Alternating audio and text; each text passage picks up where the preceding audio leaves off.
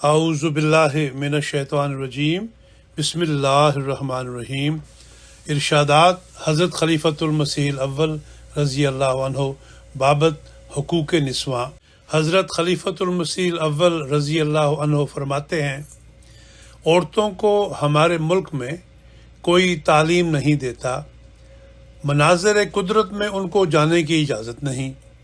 میرے نزدیک یہ گندا طریق ہے۔ انسان اگر غور سے دیکھے، اس قدر موقع تعلیم کا اس کو حاصل ہے، عورتوں کو کہاں ہے؟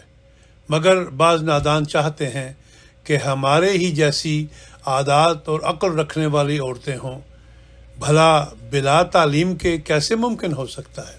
وہ اعضاء میں بہت نازک ہوتی ہیں، دماغ ان کا بہت چھوٹا ہوتا ہے، اس لیے جو بہت نازک چیز ہوتی ہے اس کے محفوظ رکھنے کے لیے بھی رحمت کے علم اور دعا اور احتیاط کی نہایت ضرورت ہے۔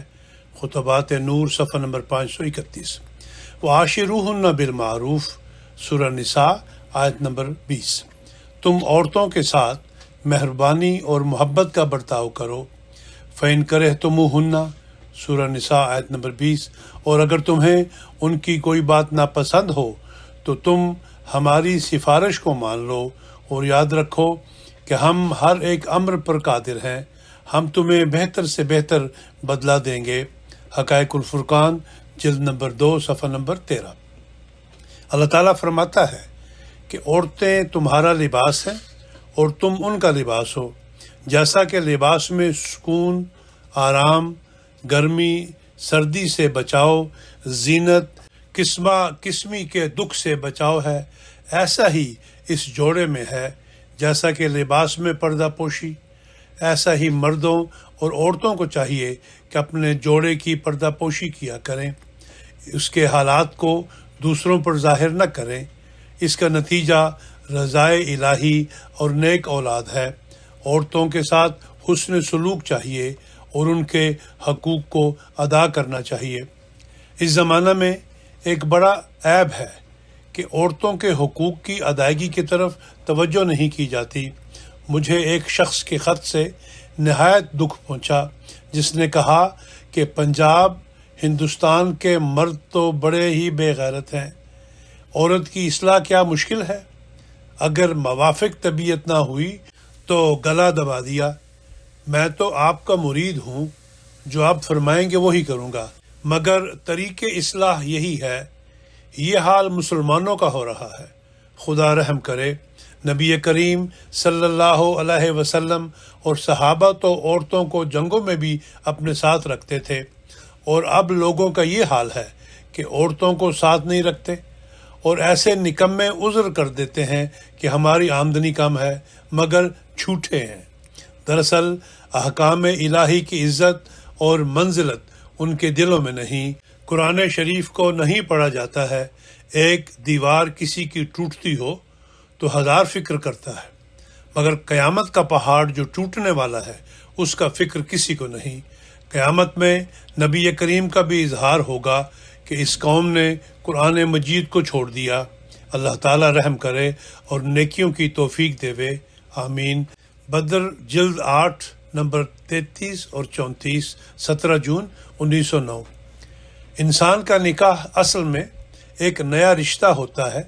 ایک اجنبی عورت سے تعلقات شروع ہو جاتے ہیں۔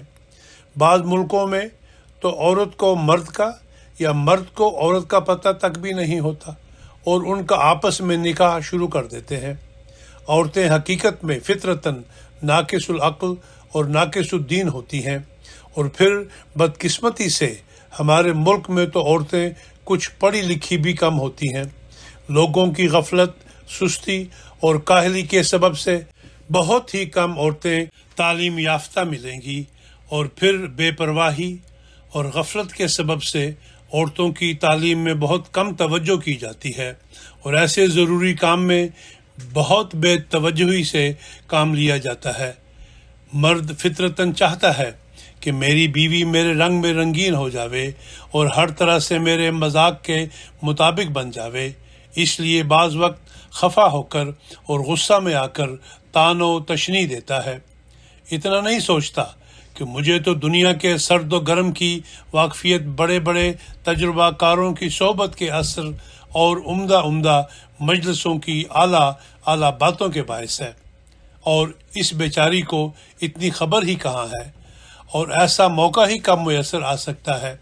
اور پھر عورت مرد کے تعلق کی آپس میں ایسی خطرناک ذمہ داری ہوتی ہے کہ بعض اوقات معمولی باتوں پر حسن و جمال کا خیال بھی نہیں رہتا، اور عورتیں کسی نہ کسی نہج میں ناپسند ہو جاتی ہیں، اور ان کے کسی فعل سے کراہت پیدا ہوتے ہوتے کچھ اور کا اور ہی بن جاتا ہے۔